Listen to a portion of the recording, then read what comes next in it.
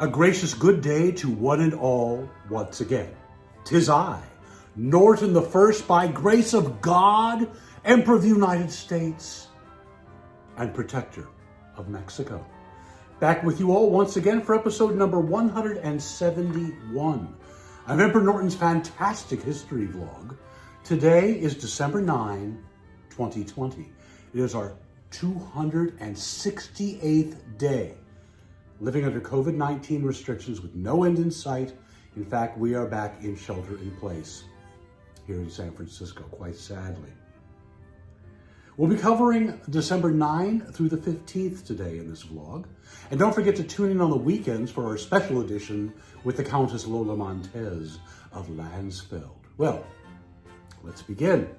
And we shall start with our national days, because today is National Llama Day. So if you have a llama, be good to it today. If you don't have a llama, I don't know what to tell you. Tomorrow is National Logger Day, but we thought we would start a day early.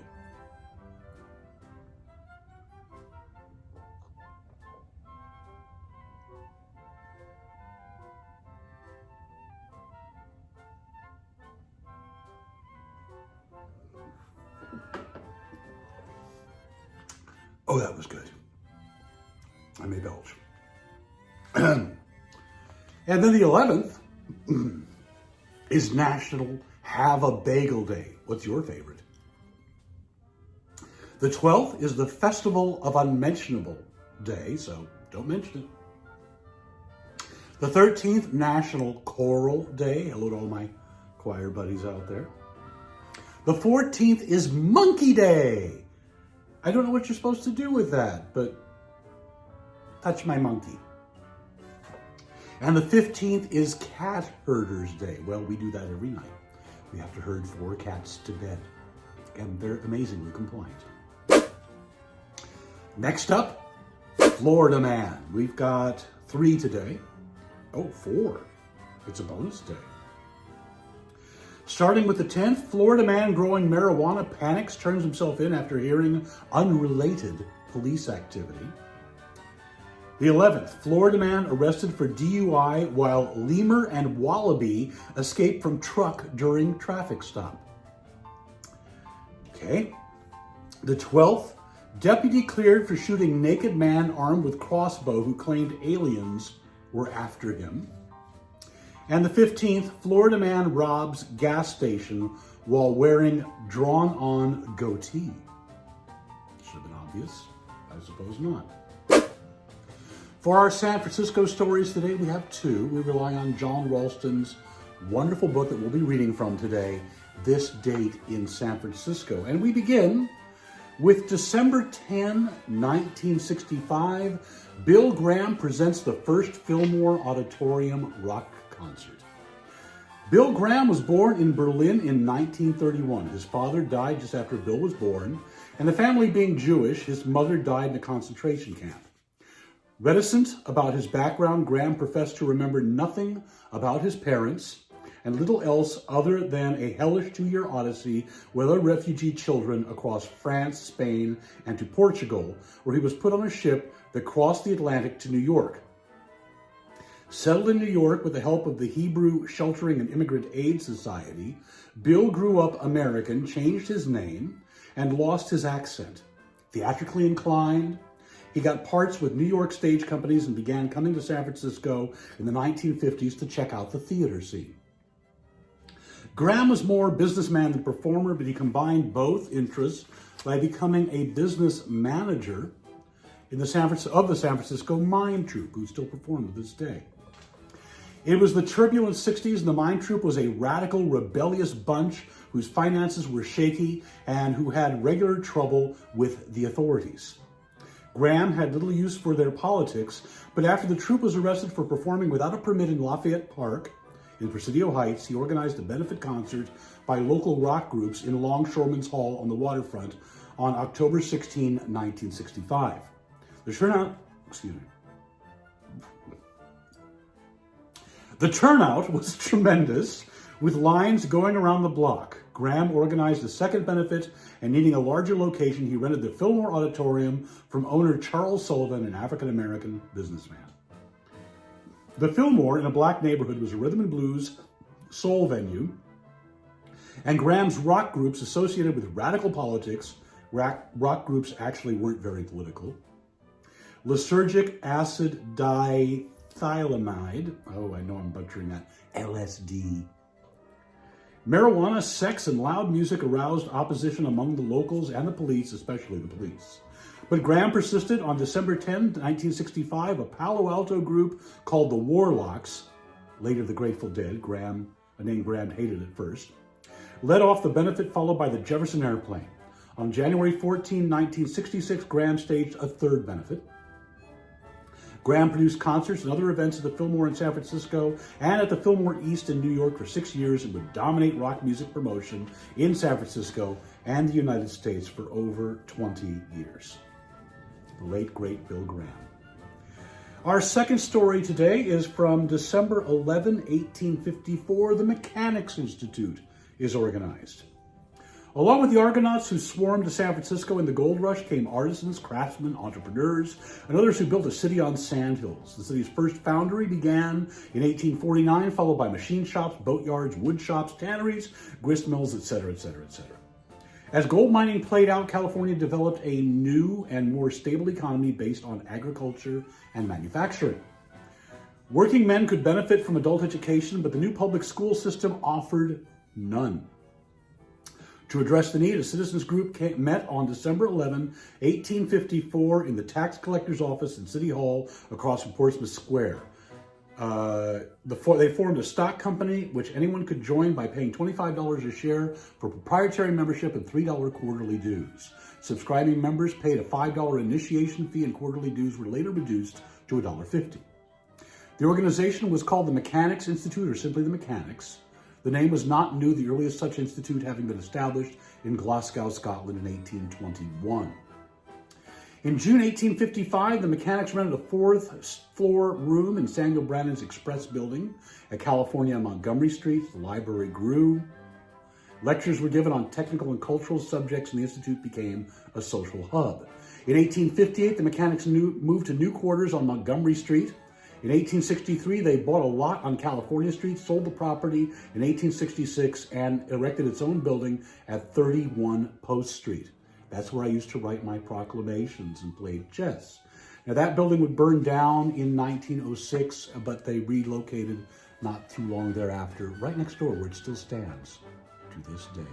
Great, great institution. If you've never been to the Mechanics, do it. It's wonderful. Well, let's move on to our other history for today. Starting with the 9th, 1854, Alfred Tennyson's poem, The Charge of the Light Brigade, is published in The Examiner. 1941, 300 Montgomery Street, San Francisco opens as the new Bank of America headquarters number 3. 1953, General Electric announces all communist employees will be fired. And on the same note, 1958, Robert W. Welch Jr. and 11 other men meet in Indianapolis to form the conservative and anti-communist John Birch Society. 1990, Lech Walesa wins Poland's first direct presidential election. Let's move on to the 10th now. 1884, The Adventures of Huckleberry Finn by Mark Twain is first published in the UK and Canada. In the US, February 1885, due to a printing error. Of course, we're not very happy with the portrayal of the king in that, which was based upon us. I have words with Clemens. We've talked about this before. 1898, the Treaty of Paris, which ended the Spanish-American War, is signed by U.S. President McKinley. U.S. acquires the Philippines, Puerto Rico, and Guam in the deal. 1906, U.S. President Theodore Roosevelt is the first American awarded the Nobel Peace Prize. 1907, Rudyard Kipling receives the Nobel Prize for Literature, the first English language writer to do so. We got a lot of Nobel Prize announcements coming here, receiving of the Nobel Prize. Because 1919, the Nobel Peace Prize is awarded to U.S. President Woodrow Wilson. 1925, Irish playwright George Bernard Shaw is awarded the Nobel Prize for Literature. 1936, King Edward VIII signs the instrument of abdication, giving up the British throne to marry American divorcee Wallis Simpson. 1946, German-Swiss novelist Hermann Hesse wins the Nobel Prize in Literature. 1950, Ralph Bunche is presented the Nobel Peace Prize for mediation in Israel. 1962, Hunters Point Jitney ends after 50 years of service here in San Francisco. 1964, the Nobel Peace Prize is presented to Dr. Martin Luther King. 1984, South African Archbishop Desmond Tutu is presented with his Nobel Peace Prize. 1986, Holocaust survivor Elie Wiesel accepts the 1986 Nobel Peace Prize. 1994, the Nobel Peace Prize is presented to Yitzhak Rabin, Shimon Peres, and Yasser Arafat for signing a Middle East peace agreement. 2009, U.S. President Barack Obama accepts the Nobel Peace Prize. Moving on to the 11th. 1620, Mayflower Pilgrims invade the United States at Plymouth Bay, at Plymouth Rock in Massachusetts, and that same day, Miles Standish of the Mayflower Pilgrims, a group of 18 settlers, are rightfully attacked by 30 Native Americans defending their homeland.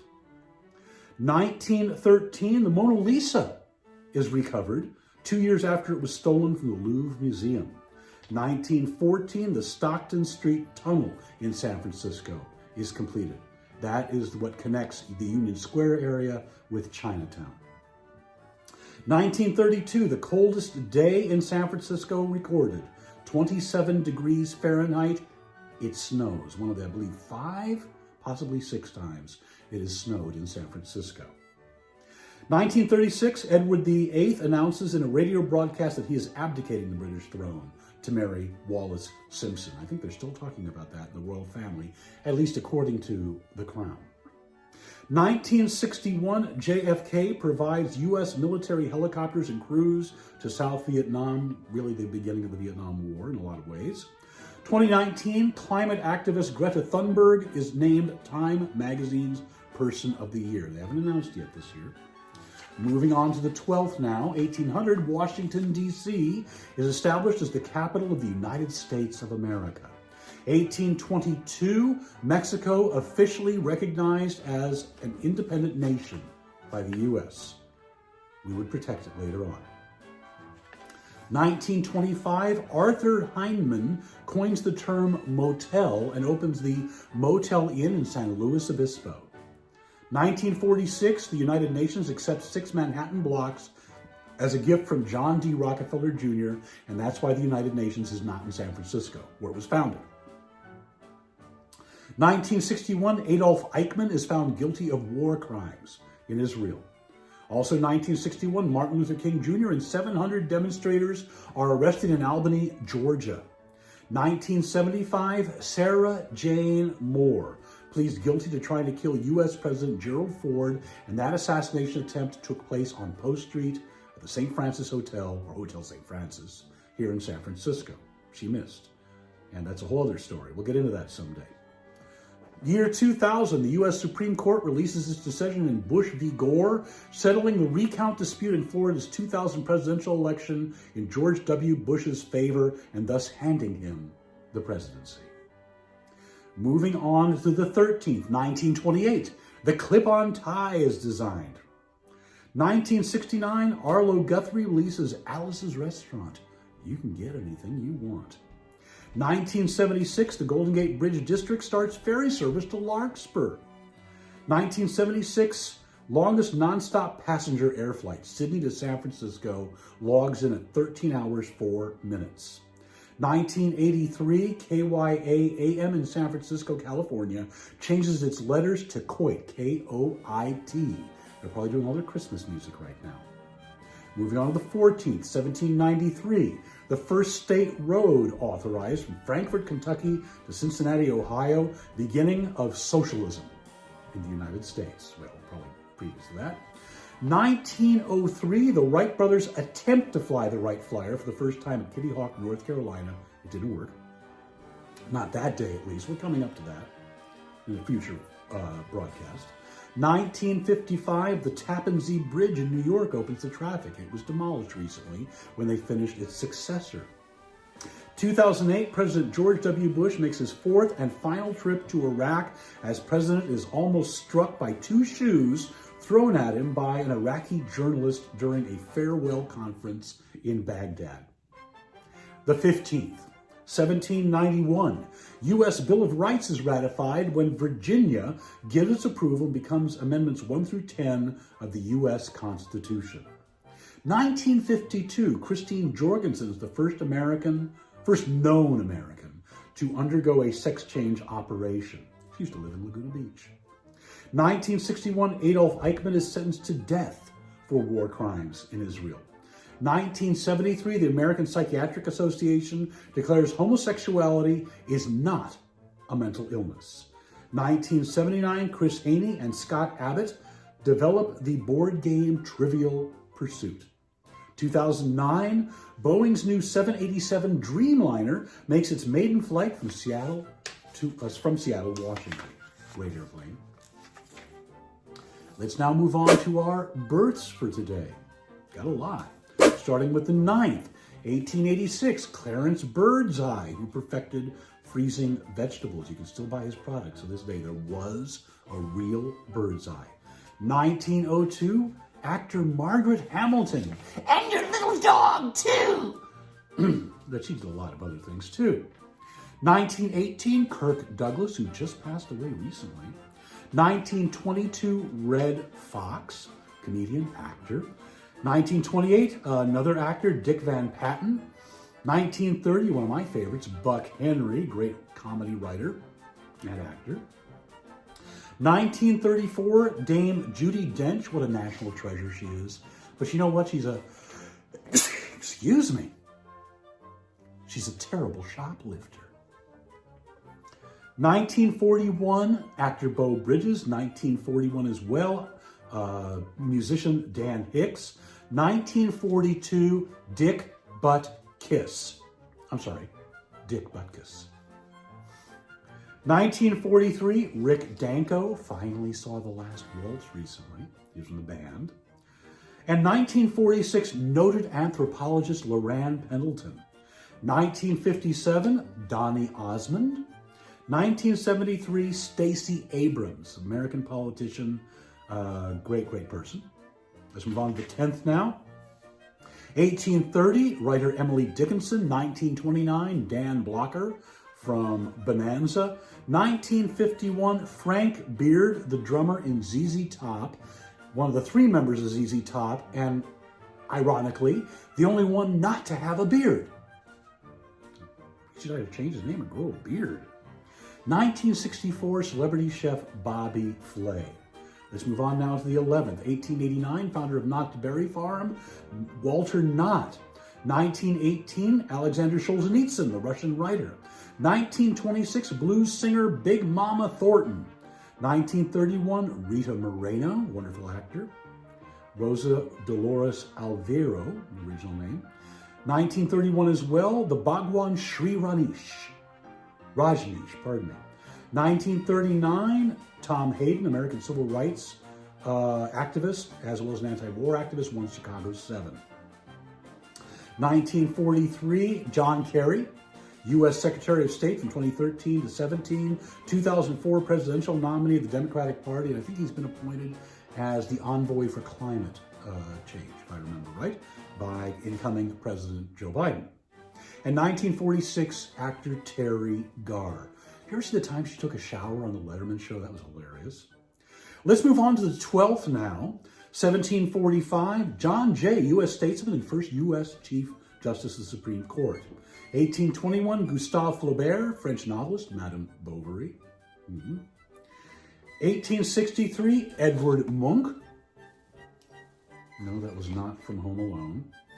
1893, Edward G. Robinson. Meow, meow.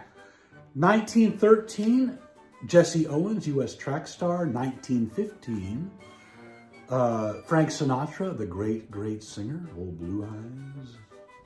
1923, happy 97th birthday, the Bob Barker, hard to believe. 1924, Ed Koch, I'm not sure, American congressman, U.S., also mayor of New York. 1928, artist Helen Frankenthaler. 1938, Connie Francis, the singer and actress, Where the Boys Are. 1940, Dionne Warwick, Solid Gold. Do you know the way to San Jose? Take the 101. Oops, I did the, oh well. You can also take 280. Moving on to the 13th, 1818, Mary Todd Lincoln, First Lady under Abraham Lincoln. 1915, Yitzhak Perlman, Jewish war resistance hero in World War II and one of the few survivors of the Warsaw Ghetto Uprising. 1920, George Shultz, American economist, businessman, 60th Secretary of State from 1982 to 1989, lives here in San Francisco.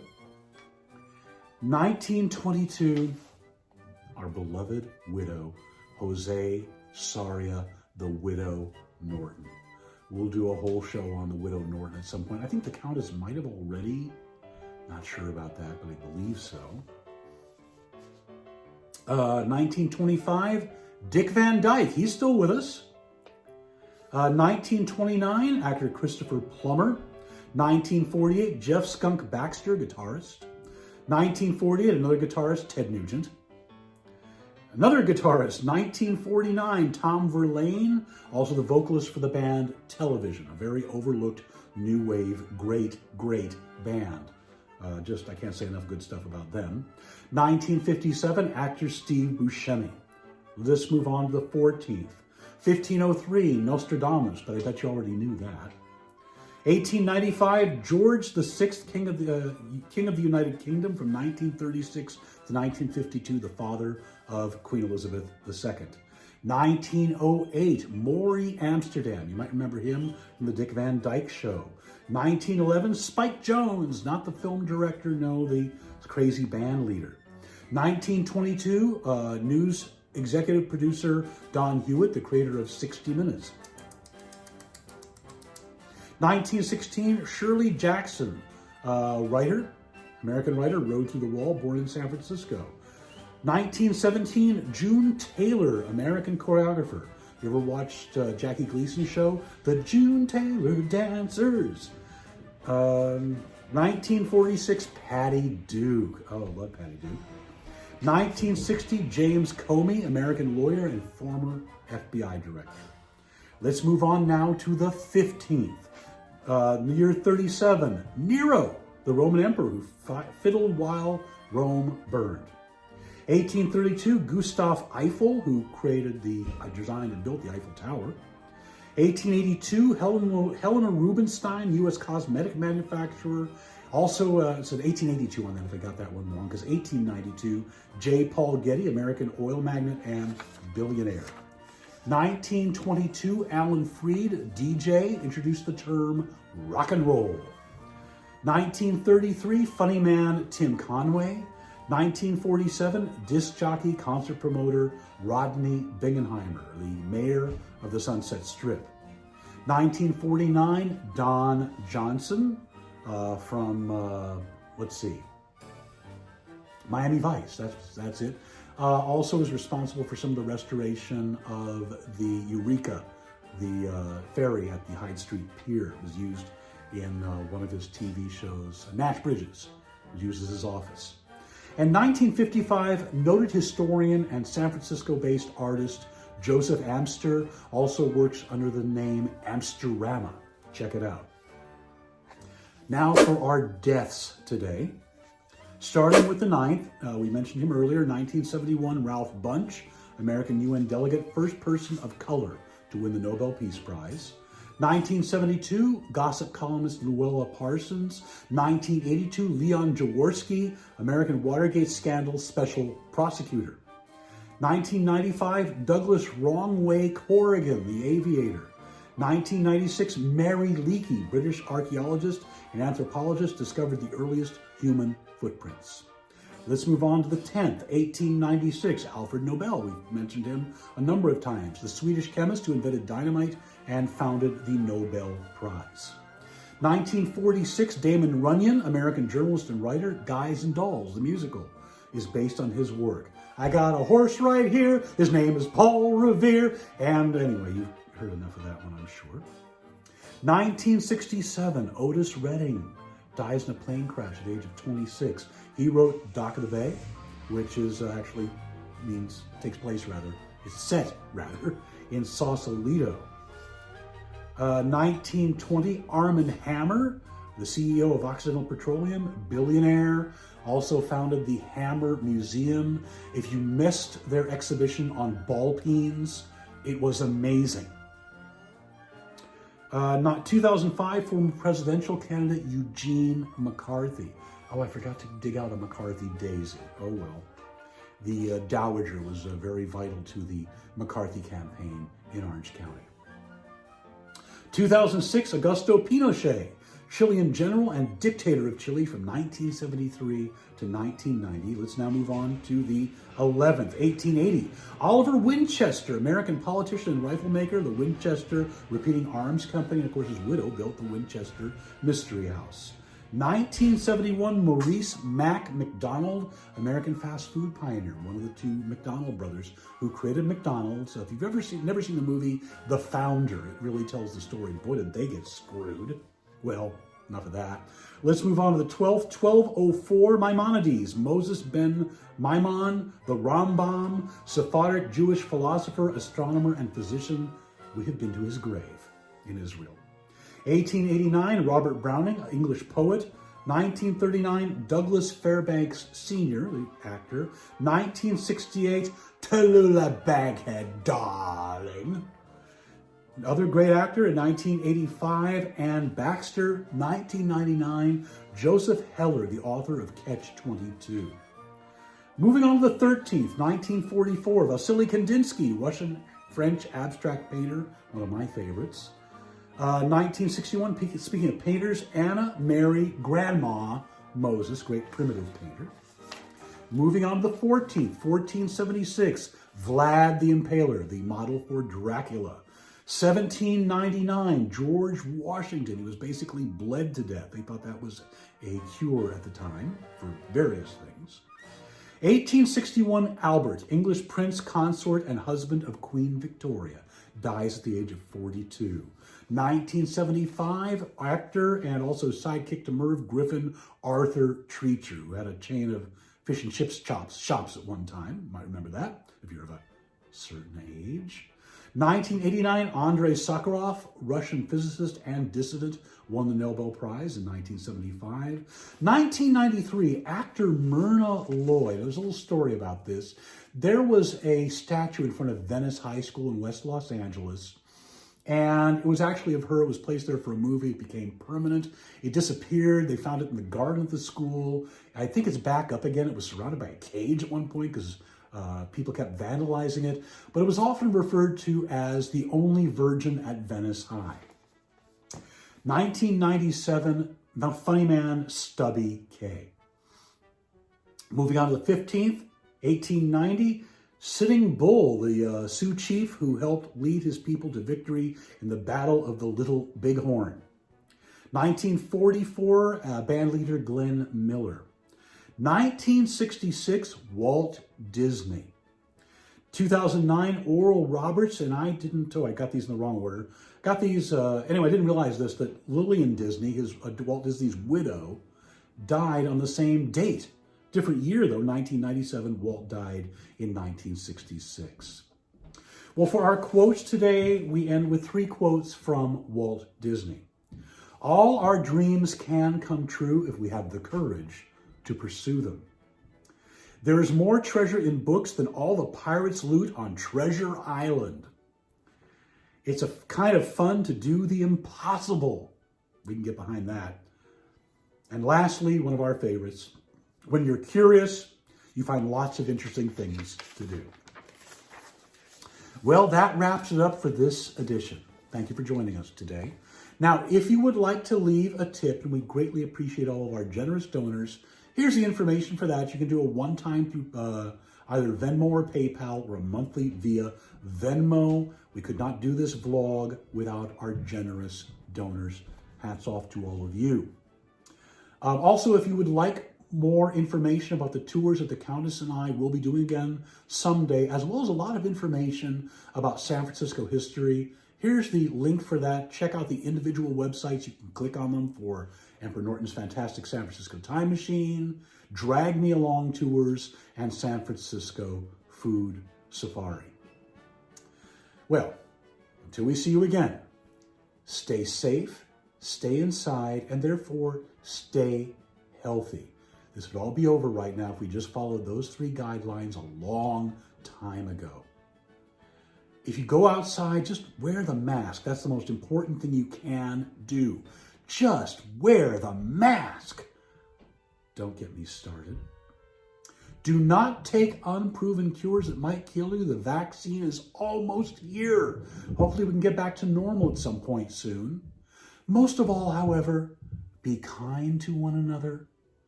Don't forget Hanukkah is coming up. I believe the first night is tomorrow. Happy Hanukkah to our Jewish friends. Until we see you again, a gracious good day.